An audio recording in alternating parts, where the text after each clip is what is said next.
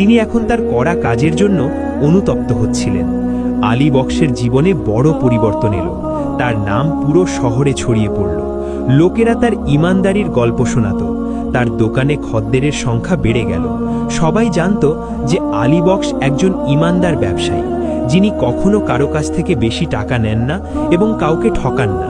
সুলতানও আলী বক্সকে তার দরবারে ডেকে পাঠালেন। তিনি বললেন, তুমি তোমার ইমানদারি দিয়ে প্রমাণ করেছ যে প্রত্যেক মানুষের মধ্যে সাহস থাকে। আমি চাই যে তুমি আমার দরবারের কাপড়ের ব্যবসায়ী হও। আলী বক্স সুলতানের প্রস্তাব গ্রহণ করলেন এবং শুকরিয়া আদায় করলেন। কয়েকদিন পর আলী বক্স তার দোকানে বসেছিলেন। তখন ওজির জামালউদ্দিন সেখানে এলেন। আলী বক্স অবাক হয়ে গেলেন। ওজির বললেন, আমি ক্ষমা চাইতে এসেছি। আমার ভুলের অনুভূতি হয়েছে। আমার জুলুম আমাকে শিখিয়েছে যে দুনিয়ায় ইনসাফ কায়েম থাকে। সুলতান দুজনের সেবাকে প্রশংসা করলেন। তিনি শহরের সব লোককে একত্রিত করে বললেন, এই দুই ব্যক্তি আলী বক্স এবং জামালউদ্দিন আমাদের জন্য উদাহরণ। একজন সবসময় সততার দামন ধরে রেখেছেন এবং অন্যজন তার ভুল থেকে শিখে তার জীবন বদলে ফেলেছেন। আমাদের এই দুজন থেকে শিক্ষা নেওয়া উচিত। 10 বছর কেটে গেল। আলী বক্সের ব্যবসা পুরো দেশে ছড়িয়ে পড়েছিল।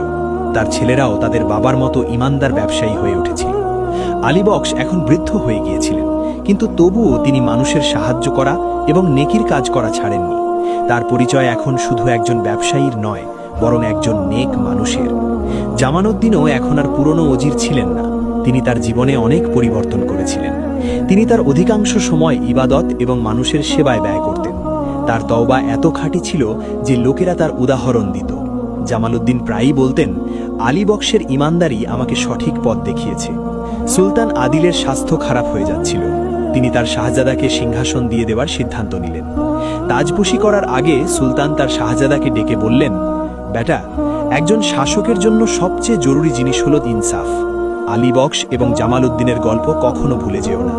এটা তোমাকে সবসময় সোজা পথ দেখাবে। শাহজাদা তাজ পরে নতুন সুলতান হয়ে গেলেন। তার প্রথম সিদ্ধান্তে তিনি আলী বক্স এবং জামালউদ্দিনকে তার উপদেষ্টা বানালেন।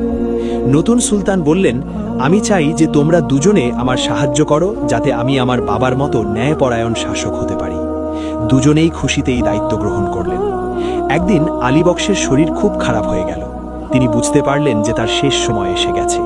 তিনি তার সন্তান এবং নাতি নাতনিদের ডেকে বললেন, আমার সন্তানরা, আমি তোমাদের এই উপদেশই দিয়ে যাই যে সবসময় সততা এবং ইমানদারির পথ অবলম্বন করবে। দুনিয়ায় ইনসাফের তুলাদণ্ড সবসময় সমান থাকে।